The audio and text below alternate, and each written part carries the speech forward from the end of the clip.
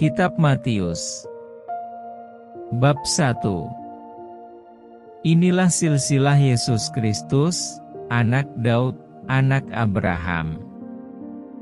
Abraham memperanakan Ishak, Ishak memperanakan Yakub, Yakub memperanakan Yehuda dan saudara-saudaranya, Yehuda memperanakan Peres dan Zerah dari Tamar, Peres memperanakan Hezron, Hezron memperanakan Ram, Ram memperanakan Aminadab, Aminadab memperanakan Nahason, Nahason memperanakan Salmon, Salmon memperanakan Boas dari Rahab, Boas memperanakan Obed dari Rut, Obed memperanakan Isai, Isai memperanakan Raja Daud.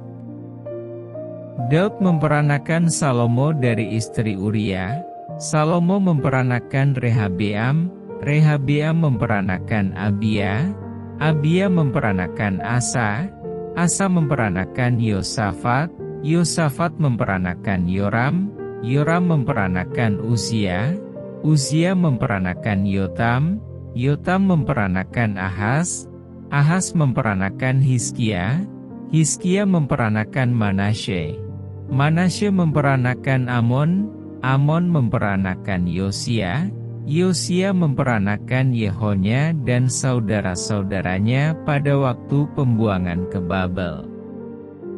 Sesudah pembuangan ke Babel, Yehonya memperanakan Sealtiel, Sealtiel memperanakan Zerubabel, Zerubabel memperanakan Abihud, Abihud memperanakan Eliakim, Eliakim memperanakan Azor, Azor memperanakan Zadok, Zadok memperanakan Ahim, Ahim memperanakan Eliud, Eliud memperanakan Eleazar, Eleazar memperanakan Matan, Matan memperanakan Yakub, Yakub memperanakan Yusuf suami Maria, yang melahirkan Yesus yang disebut Kristus.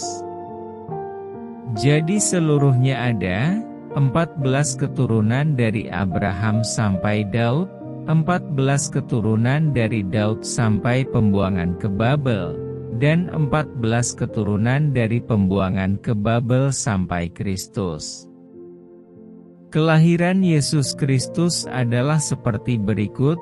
Pada waktu Maria, ibunya, bertunangan dengan Yusuf, ternyata ia mengandung dari Roh Kudus, sebelum mereka hidup sebagai suami istri. Karena Yusuf suaminya, seorang yang tulus hati dan tidak mau mencemarkan nama istrinya di muka umum, ia bermaksud menceraikannya dengan diam-diam.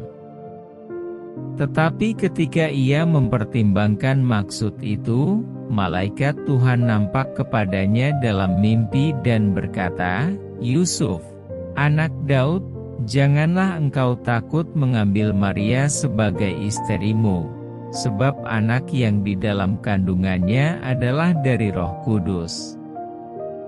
Ia akan melahirkan anak laki-laki dan engkau akan menamakan dia Yesus, karena dialah yang akan menyelamatkan umatnya dari dosa mereka."